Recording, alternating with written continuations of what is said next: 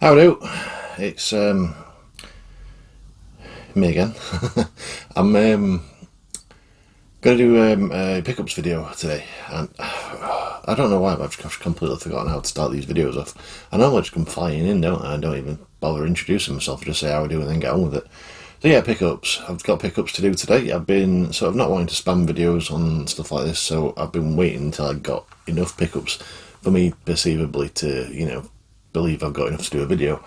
And then, I was slowly building up some pickups, and then all of a sudden stuff kind of flooded in. So I've got quite a lot to show off. I mean, a lot of it's going to be just that, because it's not really anything of any import. But yeah, I've got quite a bit to show off, bit of new hardware, some bit of, I suppose you call it retro nowadays, a bit of modern. There's all sorts. So I'll pop into this. I'll do it in chronological order, I think, because I like to do things that way, and it sort of like build up a timeline of what I was doing.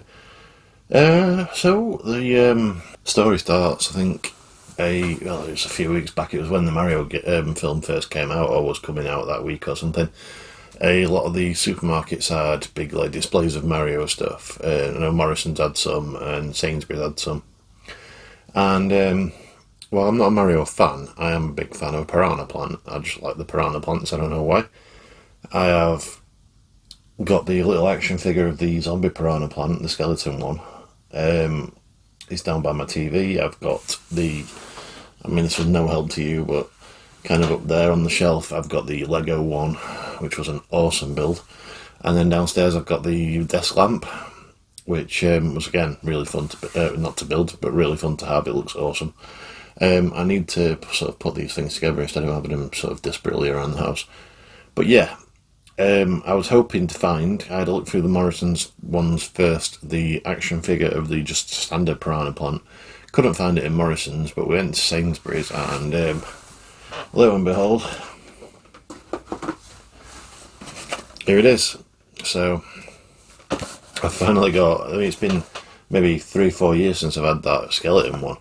And I've been looking for this since. I've not been sort of looking for it, like scouring online to try and find it, but whenever I've been in toy shops or stuff, I've always had a look. If I've seen Mario stuff, I've always had a look to see if they've got the Piranha Plant in.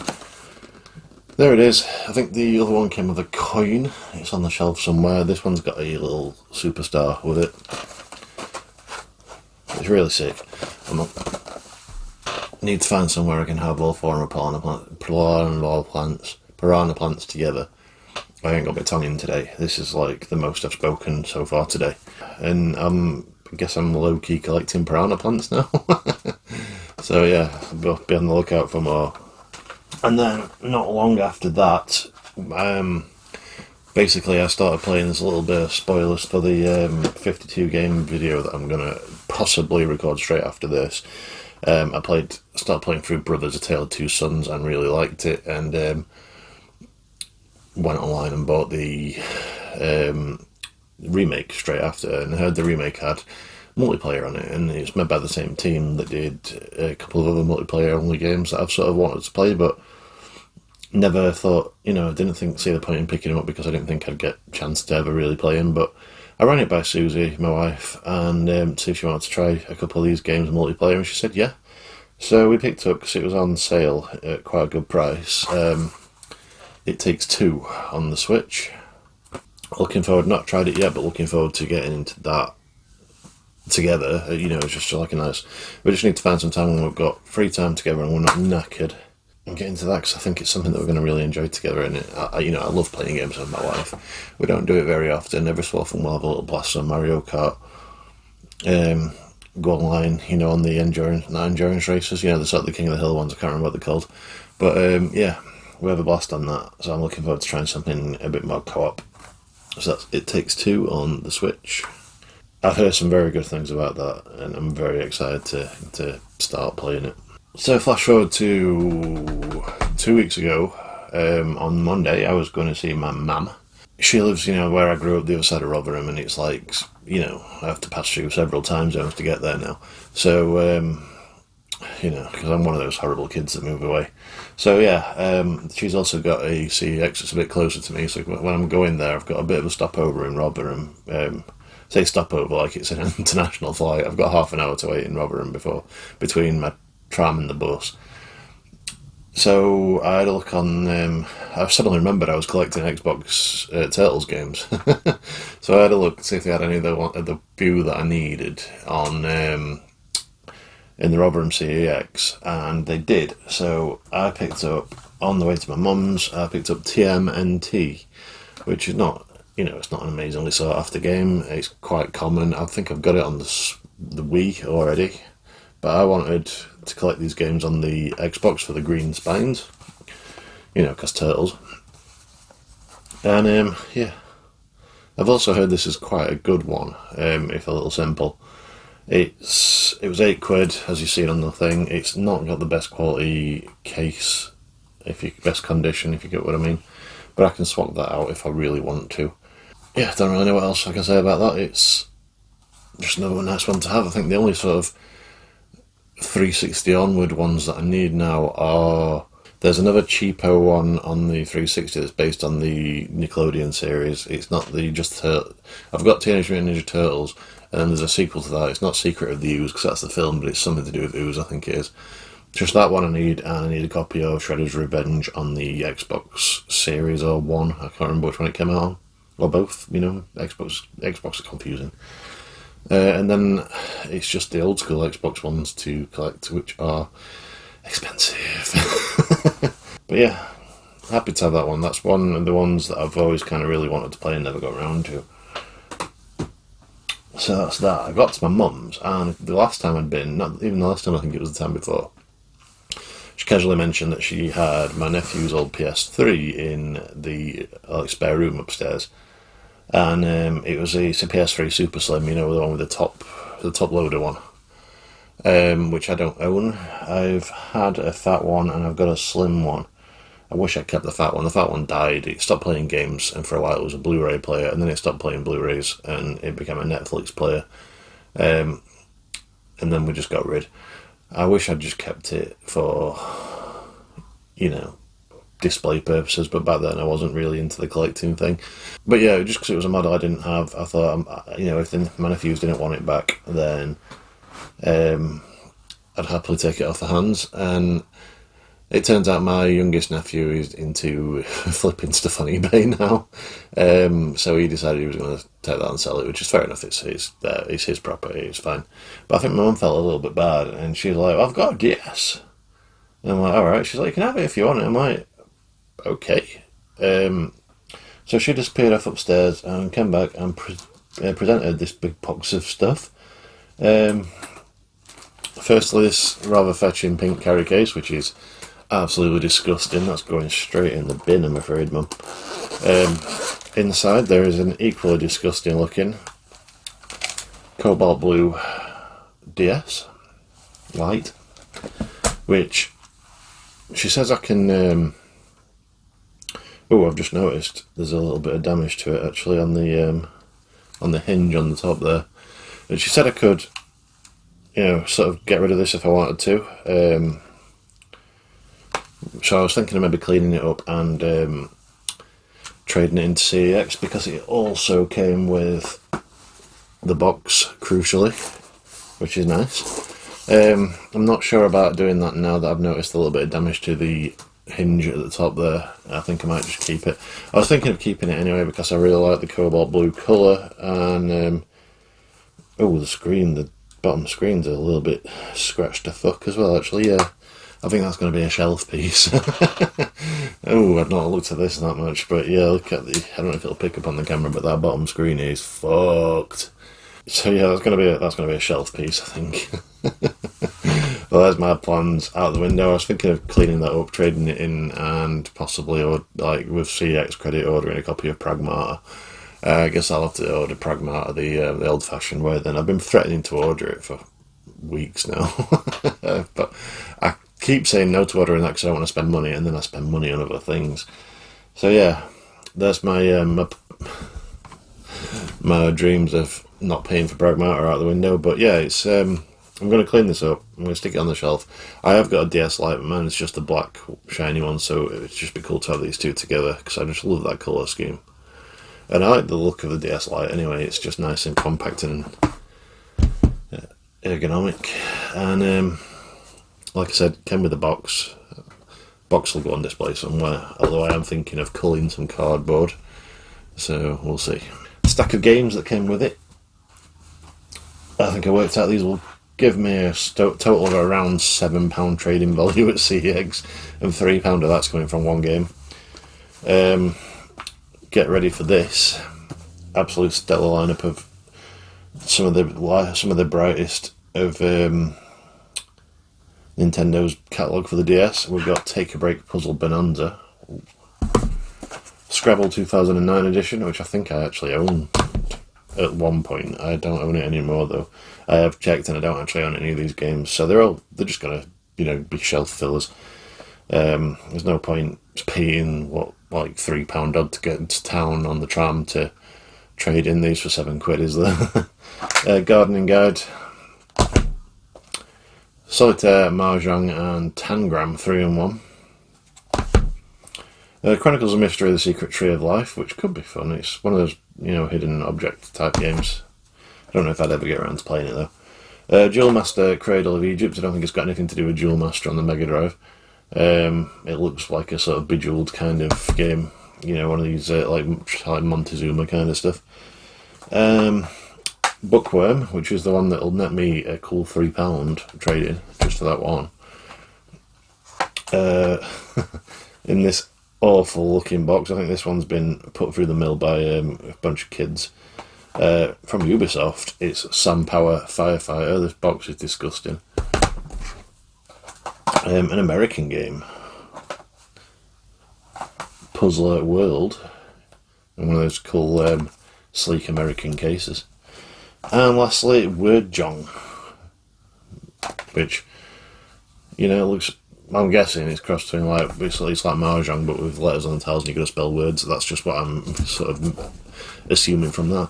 Absolutely amazing lineup of games there. I couldn't find the most mum or grandma lineup of games possibly any more than that if I was trying. If those words in that sentence, in that order, make any sense, I don't know. I've just had a nap. And also inside the cartridge was the one game, didn't come with, inside the cartridge, inside the console, with the one game that I actually do want to play really, and didn't come with a box, and that is Tetris. What is it? Tetris Party Deluxe. I love a bit of Tetris. That was just sitting inside the machine, like I say, no box or anything. Aside from the bittersweet reality that I'm not getting rid of that console, I'd have been umming and ahhing about it anyway. My mum said she didn't mind if I wanted to get rid, but to be honest, I don't know if it's just the feeling of like it's still fairly fresh in my head about losing my dad and about wanting to get something of his, which I did through his paper knife collection, to have something to remember him by. And I'm not sure there's anything really to remember my mum by that I'm going to want to sort of keep hold of. So I think that was kind of like, my mum's not dying by the way, but that was sort of like, that kind of thing's fresh in my mind. So I was umming and ahhing about getting rid of that anyway, because me and my mum don't have the most compatible interests, so it would be cool to just hang on to that, I suppose, for when the inevitable does happen. Even though the way I'm feeling at the minute, she'll probably outlive me. So yeah, that's that. That's the haul that I came away from my mum's with. It's not bad for free though, is it? So yeah, a few pre-orders came in over the space. This is not really in chronological order, but it's sort of chronological from what I've got so far. Got a few pre-orders come in. This one was from Shop2, I think it was, because it was a lot cheaper for some reason than anywhere else. I got the Switch 2 version of Marvel Cosmic Invasion, which is a game I first played through on Xbox Game Pass, but I really, I played through it, completed it. It's made by the same people who made made Turtle Shredder's Revenge that I mentioned earlier. It's not as good, but it is still really good. Wanted it physically. I wanted to own it essentially because I only played it on Game Pass, but I did want a physical copy and I wanted it on Switch because I just like playing stuff like that handheld. I will be playing through that again. From the game collection. I ordered this because, I'm a huge fan of the Yakuza series up there on the shelf. That might be the last time we see that on the shelf, actually. Is my full Yakuza collection across PlayStation. So when Red Art Games was announced they were publishing sort of like a cheap, low budget version of Yakuza, I had to get it, didn't I? And then Game Collection got hold of a load of stock too, and they were selling it for cheaper than buying it from Red Art Games directly. So I ordered HUD Story. Is it Kaito Yamazaki?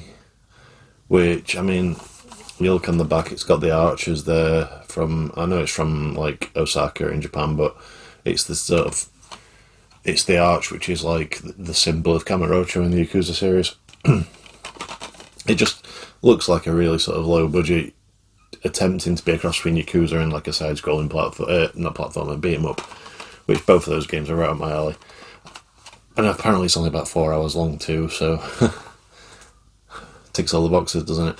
It's probably going to be shit, but I so desperately want to like that game. I can't wait to actually try it. I've got such a backlog of games though, so I'll probably let you know in about 2 years when I get around to it.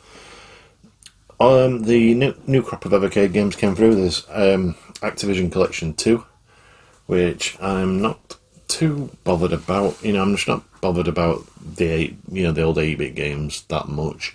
I do love my Atari 2600, but most of these games I can play on other systems. The games that are on it: Boxing, Checkers, Cosmic Commuter, Dragster, Hero, which is fantastic actually, it's a really good game that. Moonsweeper, Oink, Pitfall 2, won't mind getting into that. I don't think I've ever played Pitfall 2. Do like the original one. Plaque Attack, River Raid 2, Robot Tank, Sequest, Skiing, Spider Fighter, which again looks quite good, and Stampede. Nothing really, apart from Hero. I'm glad to have an actual copy of that. I've got it I've got ROMs of it on systems, but I'm glad to have a copy of Hero. Well, even though it's not a copy of Hero, I'm glad to have Hero on, a legit kind of version of it, if you get what I mean. Because it is a great game. And the second one was Mega Cat Studios Collection 3. I had to check it was 3 then.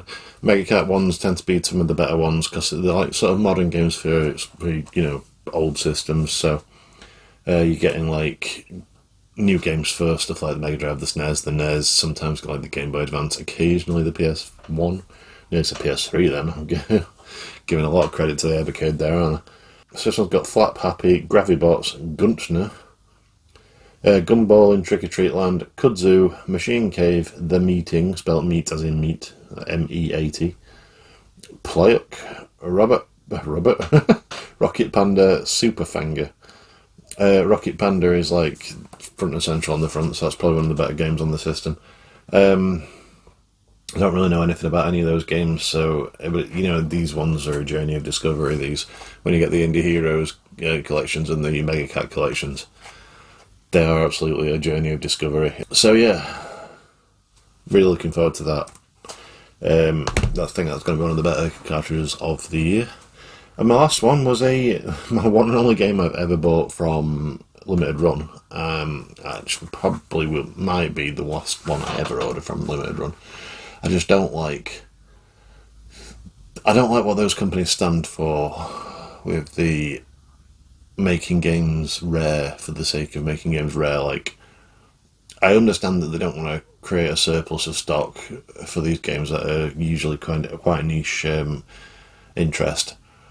But I don't like the fact that they'll only bring out a certain amount of copies, so everyone clambers to get them, and then the aftermarket price is ramped up because they're rare without the actual need to be rare, if you get what I mean. Everyone understands now that back in the day when games had a limited release, now in these days they are really hard to come by and the prices are pushed up regardless as to whether they're a good game or not.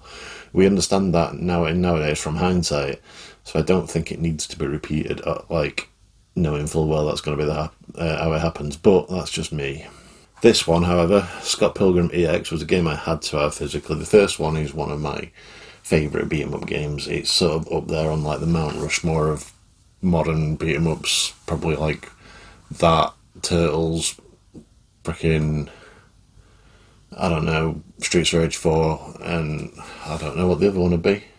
But yeah, it's up there with like the best of the best of modern fighting games, beat 'em up games. So I had to get the second one physically, even though I got the first one on the PS4 thanks to Dylan, Hyper Trigger EX, for selling me his copy, because I never thought I'd actually get a physical copy of that. I wanted to get this one on the Switch just because I've got the first one digitally on the Switch, and I played through it on the Switch. I've not actually played through it on the PS4 yet. It's just nice to own a physical copy.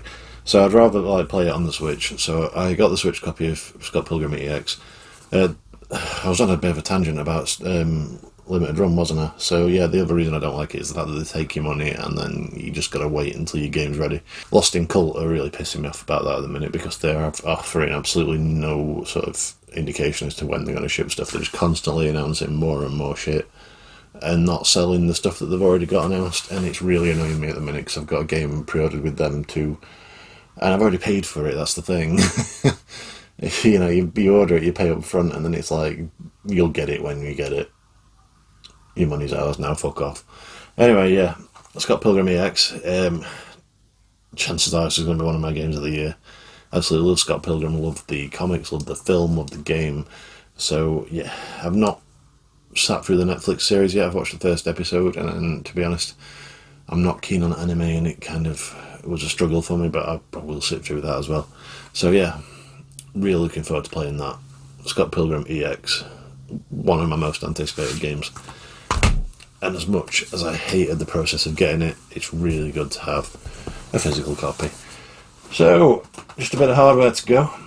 The first one, I was sat the other night and I was feeling a bit spenny. I'd been playing a game called Mineko's Night Market on the Switch, but I was playing it on the Switch too. And I was struggling. I'd taken it to bed to sit and play in bed handheld, and I was struggling with the stock Joy-Cons on the Switch too, which I struggled with them on the first one too. They're just a little bit small for my hands. On the first Switch, I have these Hori Split Pad Pros. Just a bit bigger, a bit grippier. The sticks are bigger, the buttons are bigger, and I absolutely love playing through games on that controller. It's just perfect for me. So I wanted something along those lines for the Switch 2. The thing about the Hori ones is they don't work independent to the Switch. They've got no battery in them, so if you take them off the Switch, they don't work. They only work connected. They don't have any kind of vibrating function or anything in there either. So that keeps the price down. Also, it's Hori, so it's a brand that you know, and you know it's going to be quality. So I've been looking at one on the Switch 2 from a brand called Nixie, which are a Chinese company, which I've not heard of before. And they're selling they're calling the Hyperion 3, which is a split pad, but it's also got all the bells and whistles. It's got like the gyroscope controls. They operate independently, so you can use them as nunchucks or a pro controller if you have the middle bit to connect to. They also got vibrating function, and to a lot of people the vibrate function is very obnoxious as well. To me, I don't think it's that bad, but yeah, I splashed out finally, because these are expensive controllers. I think the Hori one was about 40 quid. These are pushing 120 odd if you get them full price. I looked one night and there was a 30% off sale, and I was like, you know what, I'm gonna have a go. Actually, I'm gonna splash out and I'm gonna grab them. And when I was in checkout as well, the little Honey thing came up on my laptop, which, if anyone doesn't use Honey, it's just a browser extension which you put in, and it'll scour websites for promo codes and get you like sort of the best deal.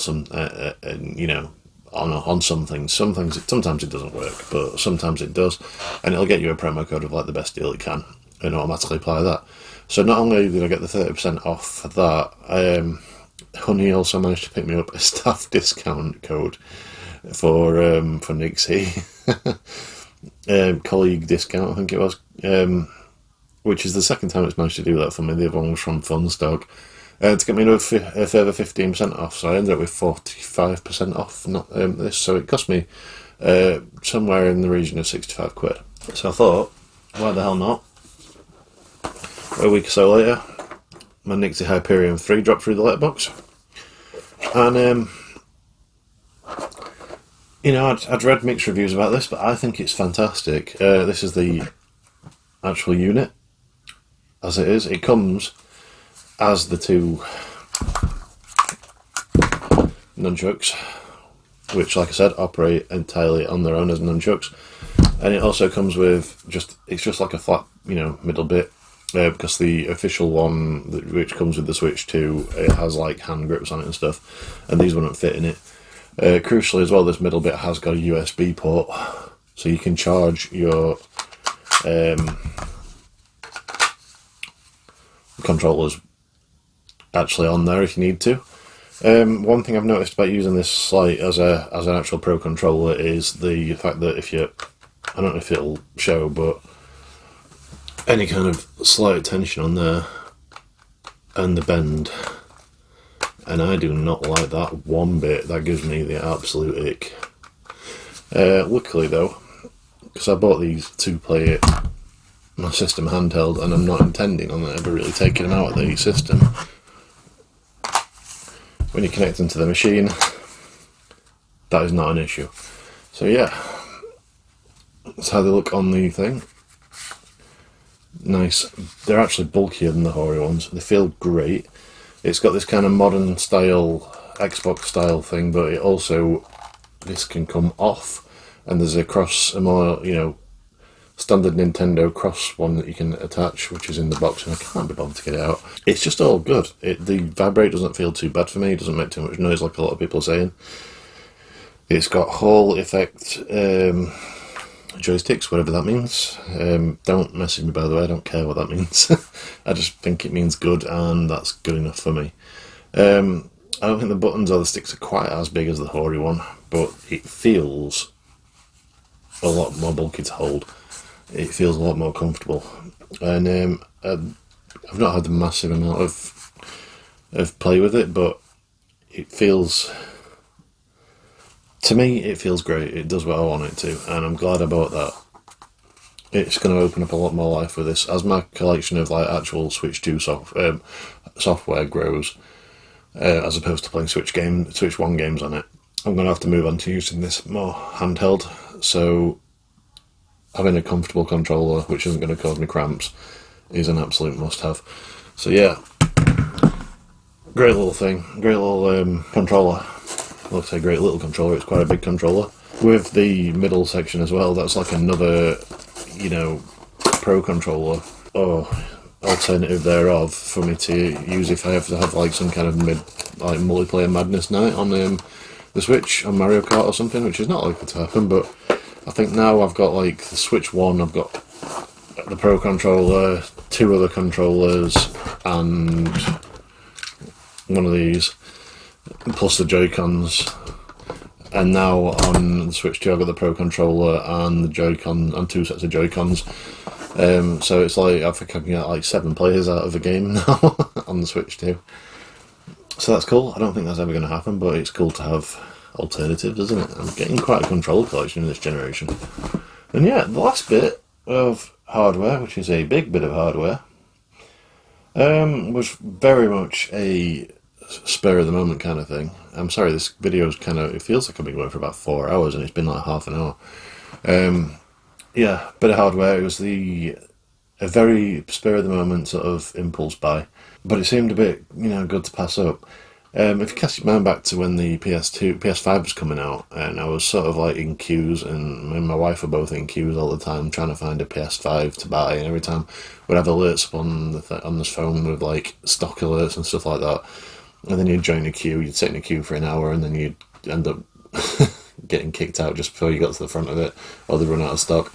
And yeah, I was getting really bored of waiting to try and get a PS5, so I like, at the time I think it was the Quest 2 was out, and I was contemplating getting a Quest 2 instead, and I didn't. I ended up getting a PS5 through EE, where they had a scheme where you can tie it to your phone contract, and you have to be an existing customer, and you have to have been an existing customer for a while, and you have to have a phone contract with a certain amount of time left on it.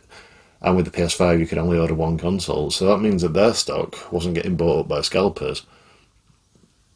So I was able to just go on there and order a PS5 and pay for it over 2 years, which I did, and it worked out great. So flash forward to a few years later, and I got an email from EA with a load of like offers of the same kind of deal as that, and one of them, I was torn between two. One of them was PlayStation Portal, which was, I think it was like £17 a month, and I was like, quite interested in that. But then I realised that I can stream my PlayStation to my ROG Ally, and yeah, I don't. So I didn't think I'd ever actually use the Portal. The other thing I was looking at was the Meta Quest 3, and I spent a couple of days kind of deliberating whether I wanted to buy the Meta Quest 3 or not. It was like £20 up front and then £22 a month for 2 years. Just had a small pay rise from work, which just seemed me about £70 better off a month, and also I'm not paying vet bills anymore. If you've followed my chronicles recently, you'll know why. So that's put me up like £100 better off every month as well, so it's not money I'm going to miss, really, is it? 22 quid a month. So, long story short, Meta Quest 3. The only real experience I've had in the past with VR has been the PlayStation VR and the PS4, which I borrowed for a bit. And because of the annoyance of setting it up and having all the wires trailing and stuff like that, I very rarely actually used it while I had it. So I was kind of not, I was a bit sort of tentative about making the leap to owning a VR headset. Time has passed, however, and when the Meta Quest was announced and the fact that it's standalone and wireless, I was very interested, hence me nearly buying one instead of a PS5. So yeah, I thought, why not? We'll get this, and honestly, the improvement in the tech since the PS4 one is astounding. The image quality is so clear, it's untrue. In fact, I've got it here. There's the unit itself. It's just, I'm not going to lie, I've not actually played any games on this yet. It's all just been sort of checking out apps, watching immersive videos, watching 180 and 360 YouTube videos. I'm fairly sure it's actually got a bit of magic in there too, because I went on Instagram and all the Instagram posts were in 3D, all the reels as well, all the static photos, they were all in 3D. And it's like, how do they do that? How is that even a thing? And it wasn't even in sort of pseudo 3D. It was like accurate 3D. There was one where there were four He-Man action figures all standing around, and the ones in the foreground were like standing out further than the ones in the background and stuff like that. It was just magic. So yeah, I'll pop it on just to give you an idea of what it looks like. Comes with these, it's like the PlayStation one as well, you've got to buy the Move controllers and stuff. This one's like, you get the hand controllers included. It's absolutely blown me away, I'm not going to lie, it's just so clear. In fact, I'm going to, if I hold these down, should now be recording from the headset, so you can see what I can see. You can see the little sort of AR effect on your controllers, which is great. These lights on the controllers, the battery indicators, they're not there in real life. they're just on the thing. And yeah, as you can see, I've been looking at buying Blade and Sorcery. It's just one of those games where I really want to play it. I've seen loads of videos on it online. I'm assuming you can all see all this, and it's not censoring anything. All this, just being able to see with it as well, just being able to look around my room. I know my room's a mess at the minute, but just being able to look around it and I can actually see. Because that's another thing that I didn't like about the PlayStation 1, is the fact that you put it on. I think you had to have headphones. No, I think you had to have headphones. I'm not sure. Yeah, I felt very enclosed in it, and whereas this one, you can see what's around you. Sometimes I forget I'm even wearing it. It's like I've been sat there playing with it with Susie in the room, my wife, and I've seen something on screen and I've been like wanting to say, look at that, and obviously she can't see it, but I forget that I can't see it because it's in the room to me. You know, you can move all this shit around so it's not in your way. It's really great. Like I said, I've not got any games for it yet. The store, apparently, the what do you call it? The ROG Ally is not sort of strong enough, not sort of powerful enough really for it to do the Steam Link stuff effectively. So I was going to get stuff like Half-Life Alyx, Batman VR off Steam and play it that way. But apparently, I'm going to try it anyway, at least with Batman VR, because I've already got Batman VR. I got a key for it for like £2, so I thought I'd try it. But I've not been in this room much lately, where my dock's set up and everything. So I haven't tried it yet. But yeah, most of the games I'll be buying directly from the Quest store, and yeah, it's quite expensive, but we'll see. I'm making like a wish list. I think the cheapest game on it at the minute is Moss, which I'll stop doing this and I'll go back into my camera.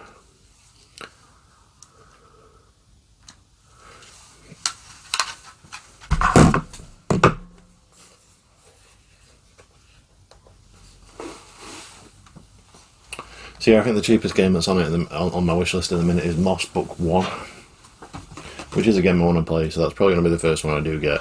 And with like that functionality of being able to record video and stuff, I might, end up doing a couple of gameplay videos. They're always funny, aren't they? I'm not as overreactive as a lot of people, but they're always funny doing gameplay videos on VR. If anyone's got any game recommendations for me, bear in mind I don't have much space around me, and it's games I really want to play. Play games I can play like this, where I'm sat and do everything at arm's length. So if anyone's got any kind of non-scary game recommendations, because I don't really like horror at the best of times, and if it's going to be there in my face, I'm probably going to end up dying, let me know. But yeah, I'm really impressed by that, and I'm really glad I got it. I only had it a few days, but I'm super impressed, and literally not been out of the box yet, because it only came today. It came like a couple of hours before I recorded this. I've bought myself like a charger dock thing for it. So I think I'm going to strip out my Yakuza shelf up there and have it up there just on charge. Comes with, it's a Venom one, which I've used Venom chargers for like the last sort of 3 generations of Xbox, to just solid results every time. So it's a Venom one. It comes with battery charger packs for the controllers, because although the headset itself is rechargeable, the controllers just run on an AA battery each. Again, I was saying it's mental earlier to my wife how like a set of LED lights on a string will take 3 batteries, and yet these will take 1 each. Absolutely crazy. But yeah, this one comes with rechargeable battery packs for those controllers, and battery covers as well that'll let you charge them in a dock, and it's got the dock with it as well. So I'm going to have it permanently set up there. This is going to be, I find VR, even though you can see through that, I find VR a little bit antisocial to have in the living room, so it's going to be up here mainly. And I'm really looking forward to cracking into that over the next couple of years. It's just opened up a new sort of frontier of gaming for me. So that's where I'm going to stop it there. It's been like 40 minutes. Quite a lot of new stuff. I want to say thanks, if anyone's still watching, I want to say thank you for all the sort of response I had to my sort of my sort of self-pitying kind of where have I been video. Wasn't really meant to be seen, I suppose, but on the other hand, I'm glad people did watch it, and I'm glad it got the response it did, and I didn't get any kind of bullying from it. So yeah, thank you for that, and also thank you for the few of you that watched my wrestling figure collection, which did about as well as I expected it to. So enough for me to spur me on to carry on doing that, even though no one's really that interested. No comments, but it got sort of around the amount of views that I thought it might. So yeah, I'll carry on doing that. I've got like another 2 videos worth of figures to record for that one, but that'll be another day. So yeah, thank you for those. Just wanted to say thanks about that. And yeah, that's my pickups, and hopefully I'll see you again sometime. As I always say, if you like what I do, then please stick around. If you don't, then so be it. That's your prerogative. And I hope to see you next time. Bye.